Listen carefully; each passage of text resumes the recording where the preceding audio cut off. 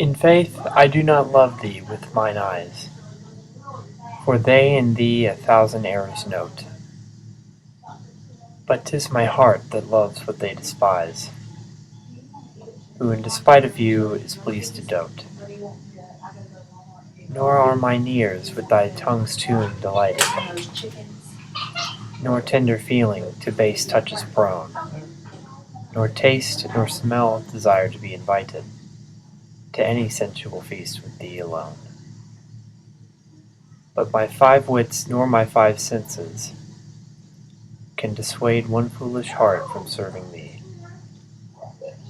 who leaves unswayed the likeness of a man, thy proud heart's slave and vassal wretch to be. Only my plague thus far I count my gain, that she that makes me sin awards me pain. Sonnet 141, written by William Shakespeare, is popular for its rather dark and sarcastic message. It follows the Shakespearean sonnet format, as it is written in iambic pentameter and has a rhyme scheme of AB-AB, CD-CD, EF-EF, and GG. It was written for an unknown person or character that Shakespeare described as the dark-haired lady, as were sonnets 127 through 154.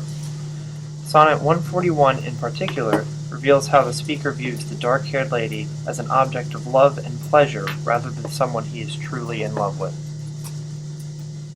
In the first line, the speaker introduces the problem, or the situation, that the sonnet revolves around. The speaker doesn't love the dark-haired lady with his eyes because she has so many flaws.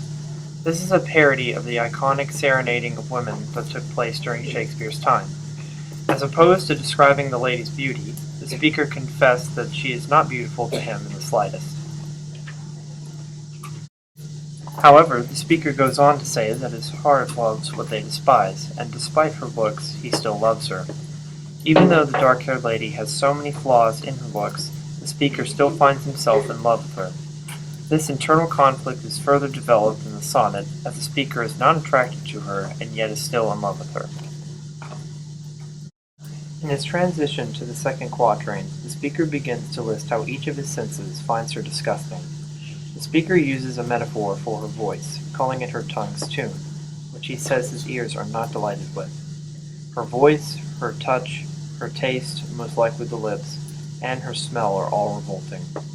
Summing up his general dislike of her looks, he says that none of his senses would desire to be invited to any sensual feast, or feast of the senses with her alone. Essentially, the speaker coldly explains the extent of his disgust with her. Despite this, there is still a conflict that he bears, which is his unexplained love. The speaker now introduces the turn, or the turning point, by stating that neither his wits nor his intellect can keep his foolish heart from becoming a slave to his unexplained love for her. Moreover, despite this mysterious infatuation, the speaker cannot manage to reject his longing for the dark-haired lady. He compares this love for her to being a slave or vassal in the metaphor in line 12, and even claimed that she leaves the likeness of a man, or a shell of a man, in him.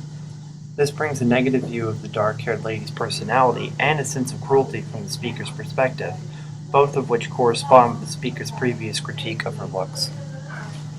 He concludes with a rather odd couplet stating that this plague, or his infatuation with her, is all he has gained from this, and that she not only makes him sin, but awards him pain, or gives him punishment for the sin she makes him commit. This paradox reflects the overall conundrum of the sonnet.